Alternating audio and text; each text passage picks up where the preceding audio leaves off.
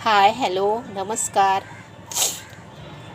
आज मी मसूरची डाळीपासूनचं एक पदार्थ बनवते आहे, नाश्ता बनवते आहे.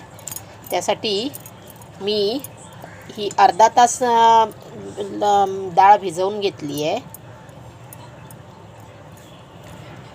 हे बघा, डाळ चांगली भिजली आहे.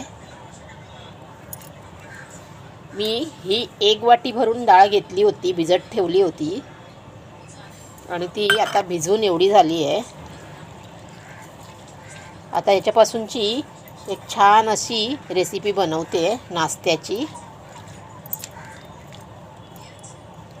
झटपट होणारी अशी रेसिपी आहे ही.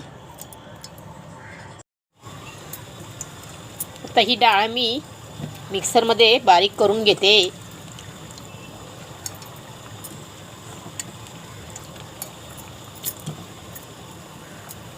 डाळ मिक्सरमध्ये बारीक करून घेतली आहे.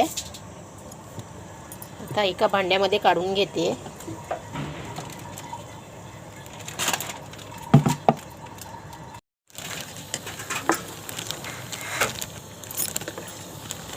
हे डाळ वाटताना मला 1.5 वाटी पाणी मी घातलं यामध्ये. आणि त्यामध्ये ही अर्धी वाटी बारीक रवा घालते.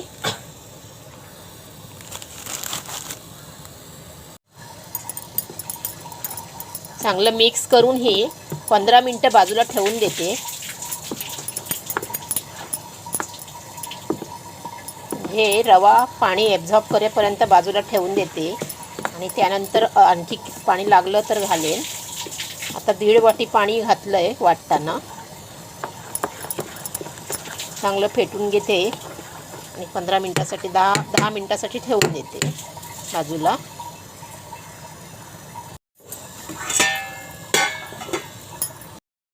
पंधरा मिनटं झाली त्याला. अजून मी यामध्ये अर्धी वाटी पाणी घालते आहे.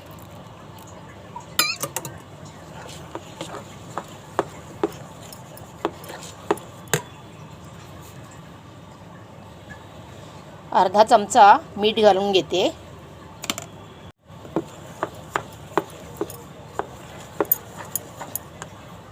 मी चटणी वाटण्यासाठी खोबरं घेतलं आहे, डाळ्या घेतल्यात, कोथिंबीर, लिंबू, लसूण, मिरच्या आणि हे थोडं मीठ टाकते, पाव चमचा. इथे मी इनो घेतला आहे.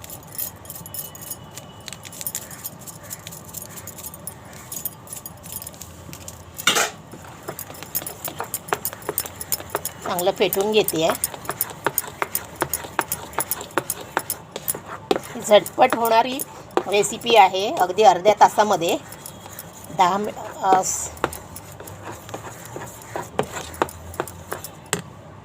चटणी वाटून घेतली आहे.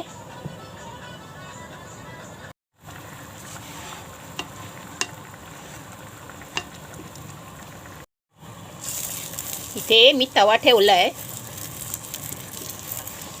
तेल लावून घेते तव्याला.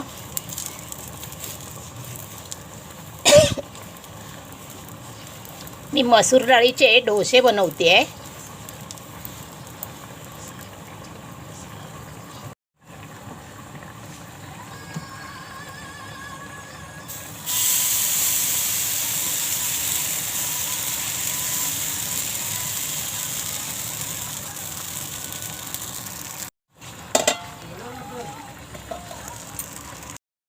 छान जाळी पडली आहे.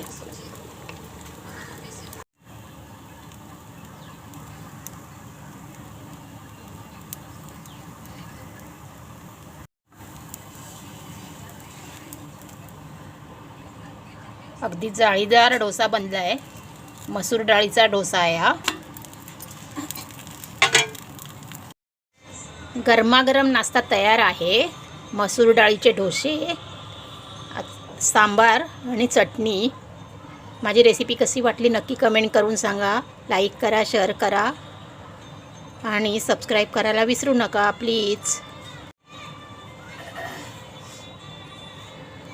एकदम सॉफ्ट झालेत बघा.